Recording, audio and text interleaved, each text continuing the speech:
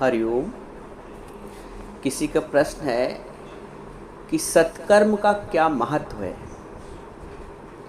देखो, सभी कर्मों का महत्व है, चाहे वो सत्कर्म हो अथवा बदकर्म हो। सब कर्म अपना अपना प्रभाव छोड़ते हैं और कर्म में एक बात समान है, चाहे सत्कर्म हो चाहे बदकर्म हो, दोनों कर्म बंधन का कारण है। ये बात स्पष्ट समझ लो। इस विषय को लोग समझ नहीं पाते। बड़े बड़े विद्वान भी यहाँ पे आकर अटक जाते हैं। कर्म, कुछ लोग कर्म को इतना महत्व देते हैं, बिना कर्म को समझे, बिना कर्म के रहस्य को समझे, क्योंकि उन्होंने भगवत गीता को ऐसा समझा है कि वो सिर्फ कर्म पे जोर देती है। गीता कर्म पे भी जोर देती है, अकर्म पे भी जोर देती है और विकर्म पे भी जोर देती है। आप समझें तो खाली कर्म कर्म कर्म करके कर्म का कर्ता बनना, ये अज्ञान है। देखो, थोड़ी सी कड़वी बात होगी, लेकिन कर्म कर्म कर्म, चाहे वो सत्कर्म करो, आपने जीवन में एक भी बदकर्म ना किए हो, लेकिन सत्कर्म भी आपको बेड़ियों में जकड़ रहा है, जंजीरों में जकड़ रहा है। सत्कर्म भी आपको अज्ञान में जकड़ रहा है। अब आप क्वेश्चन कैसे कर सकते हैं कि सत्कर्म कैसे अज्ञान में जकड़ता है। देखो, मैंने कहा ना, कर्म को पहले जानो तो कर्म है क्या। कर्म एक ऐसा शब्द है जिसको एक सामान्य व्यक्ति भी इतना तूल दे देता है कि वो पता नहीं समझता है कि हमने कर्म का किसी को उपदेश दे दिया तो हमने बहुत बड़ा उसको गीता का संदेश दे दिया।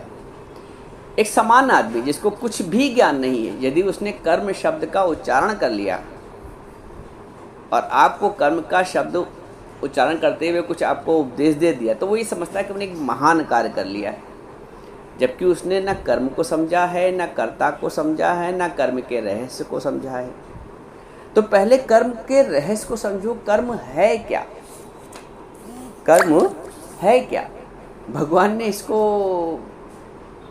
अर्जुन से बोला है, किम कर्मेति कवयोपयत्र मोहितः तत्ते कर्म प्रवक्ष्यामि यज् ज्ञात्वा मोक्ष से शुभात्। कर्म क्या है, अकर्म क्या है?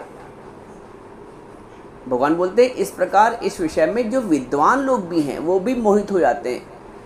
उनको भी स्पष्ट नहीं होता कि आखिर कर्म क्या है।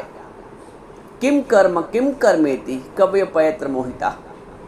जो विद्वान लोग हैं वो भी मोहित हो जाते हैं, वो भी भ्रमित हो जाते हैं। बोलते तत्ते कर्म प्रवक्ष्यामि यज् ज्ञात्वा मोक्ष से शुभात्। वह कर्म तत्व भगवान ने अर्जुन से कहा, मैं तुम्हें भली बात कहूँगा, समझाऊँगा, और जिसको जानकर, कर्म के रहस्य को जिसको जानकर अशुभ से मुक्त हो जाएगा, यानी संसार के बंधन से मुक्त हो जाएगा, मोक्ष से शुभात्, अशुभ से मोक्ष मिल जाएगा, संसार से मोक्ष मिल जाएगा। तो अब ये जानो कर्म क्या है। देखो, साधारणतया कर्म का निष्पादन संसार के लिए होता है। कर्म का तात्पर्य है कर्म संसार के लिए, और जो योग होता है, जैसे कर्मयोग आपने शब्द सुना गीता में, भगवान ने कर्मयोग का महत्व बताया है। तो कर्म का तात्पर्य संसार के लिए है और योग का तात्पर्य अपने स्वयं के लिए है या भगवान के लिए। कर्म योग को दो भागों में विभाजित करें आप। कर्म का तात्पर्य संसार के लिए और योग का तात्पर्य आपके स्वयं के लिए है। कर्म के दो अर्थ होते हैं, करना और ना करना, ना करना भी एक कर्म है। जिस प्रकार करना कर्म है वैसे ना करना भी कर्म है। कर्म करना और ना करना ये दोनों प्राकृतिक अवस्थाएं हैं। इन दोनों ही क्षेत्रों में, यानी कर्म करने और ना करने में, इन दोनों ही अवस्थाओं में अहमता रहती है। बदकर्म करने वाला है उसको तो अहमता है ही है, जो सत्कर्म करता है उसको भी अहमता रहती है, कर्तापन का भाव रहता है। कर्म करने का भी भाव रहता है, कर्म ना करने का भी भाव रहता है, दोनों में अहमता रहती है। जो सत्कर्म की अहमता है वो और ज़्यादा खतरनाक होती है। भगवान बोलते हैं कि जब तक अहमता है, मैं करने वाला हूँ, कर्तापन का अभिमान है, जब तक अहमता है तब तक संसार से संबंध है, और जब तक संसार से संबंध है तब तक अहमता है। जब तक अहमता है तब तक संसार से संबंध है, और जब तक संसार से संबंध है तब तक अहमता भी है। इसीलिए गुरु हमें संसार से ऊपर उठाता है, अहमता कर्ता के भाव से ऊपर उठाता है, क्योंकि हमें योग करना है, हमें कर्म में नहीं अटकना है।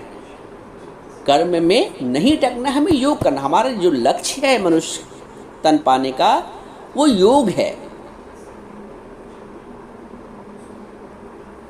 कर्म से कर्तापन आता है, अहमतापन आता है, लेकिन जब आपको पहले योग युक्त होना है, बाद में शरीर से जो कर्म होगा वो स्वतः होता रहेगा, क्योंकि उसमें फिर कर्तापन का भाव नहीं आना।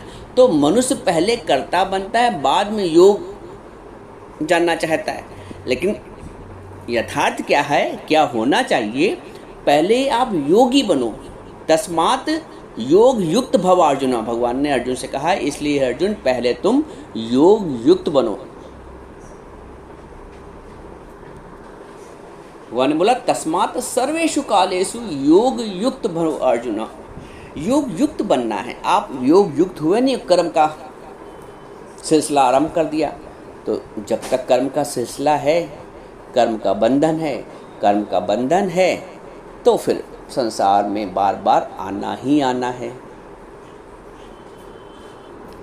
जब आप योग युक्त हो जाओगे ना, तो कर्म करने और ना करने में दोनों में आपकी निर्लिप्तता रहेगी। और जब आप निर्लिप्त रहेंगे तो कर्म से भी छूटेंगे, कर्म के फल से भी छूटेंगे और बंधन से भी छूटेंगे। तो पहले योग युक्त होना है, कर्म पश्चात में।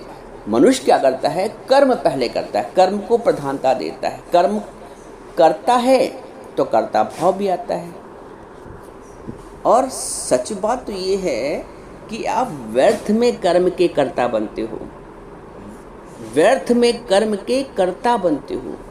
आप कहीं से करता हो नहीं, बिना वजह। जैसे किसी ने खून किया, पहुंच गया, अब आपने कह दिया आपने किया है, अब पकड़े तो आप ही जाओगे ना, क्योंकि जो आप कह रहे हो कि मैंने किया है, जबकि आपने नहीं किया है।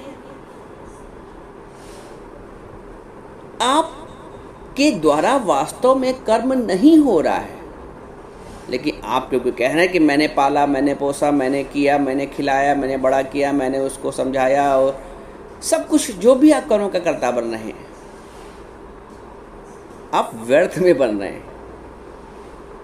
सुनने में थोड़ा कड़वा लगेगा, समझिए कैसे व्यर्थ में बन रहे हैं। भगवान कहते हैं कि प्रकृतः क्रियमाणानि गुणे कर्माणि सर्वशः अहंकार विमूढ़ात्मा कर्ता अहम इत मन्यते।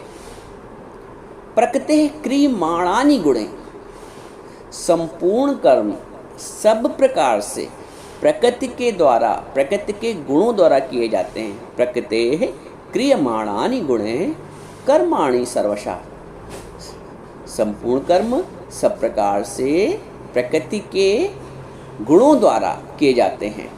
लेकिन जो अहंकार विमूढ़ होता है, अहंकार विमूढ़ात्मा कर्ता अहम इत मन्यते, वो जो अहंकार विमूढ़ व्यक्ति होता है वो कहता है कि मैंने किया। अब जैसे देखो, सूर्य उदय हुआ, वनस्पति प्रकृति में, संसार में हलचल शुरू हो गई, फूल खिल गया, सूर्य का उदय हुआ, वनस्पति में वर्धन शुरू हो गया, फूल कली बनी, कली खिली, रात भर में कली बनी, सुबह खिल गई। अब फूल कहे कि मैं खिला, कैसे खिला भाई? सूर्य ना होता तो आप कैसे खिलते? सूर्य ये कहे कि मैंने खिलाया, कैसे खिलाया भाई? अगर फूल ही ना होता तो वो कैसे आप खिलाते? तो सारे जो गुण हैं वो स्वतः गुण गुण में वर्त रहे हैं। गुणा गुणेश वर्तन्ते इत्मत्वा न सज्जते। भगवान कहते हैं आगे अर्जुन से, तत्वित्त महाबाहो गुण कर्म विभागयो, तत्वित्तो महाबाहो गुण कर्म विभागयो गुणा गुणेश वर्तन्ते इत्मत्वा न सज्जते। जितने भी गुण हैं, कर्म हैं, वो सब स्वतः हो रहे हैं। गुणा गुणेश वर्तन्ते, गुण ही गुण में वर्त रहे हैं। ऐसा मानकर जो ज्ञानी व्यक्ति है वो कर्म में आसक्त नहीं होता है। तो जब कर्म में आसक्त नहीं होता तो कर्म का कर्ता ही नहीं बना, कर्ता नहीं बना तो भोक्ता नहीं बना, मुक्त हो गया। तो आपका जो ये प्रश्न है कि क्या सत्कर्म करना चाहिए, सत्कर्म का महत्व क्या है, तो कर्म जो भी होना है शरीर से वो स्वतः होगा। पहले आप कर्म को जाने, अपने को जाने, कर्म के रहस्य को जाने, और उससे पहली बात है आप योग युक्त बने। कर्म योग करना है तो योग तो करिए परमात्मा से। जब आपका कर्म योग से आप जुड़ जाएंगे तो आपके द्वारा जो भी कर्म, आपके शरीर से, तन मन वाणी से जो भी कर्म निष्पादित होंगे वो निष्काम होंगे, और निष्काम कर्म का फल मोक्ष है, बंधन नहीं है। एक निष्काम कर्म ही है जो मोक्ष का कारण है। बाकी कर्म सदैव बंधन का कारण है, चाहे वो सत्कर्म हो चाहे बदकर्म हो। इसलिए कर्म में उलझना नहीं है। पहले परमात्मा को, अपने को आत्मस्थ करना है, अपने आप को अपनी आत्मा में। आत्मन्यवा संतुष्टा, जो अपनी आत्मा में संतुष्ट रहता है।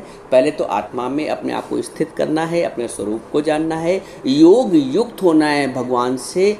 उसके बाद इस शरीर से जो भी कर्म होगा वो निष्काम होगा, और निष्काम कर्म का फल मोक्ष है। निष्काम में कर्तापन आता नहीं है, कर्तापन नहीं आता, भोक्तापन नहीं आता, दुख नहीं लगता है, बंधन से छूट जाते हैं।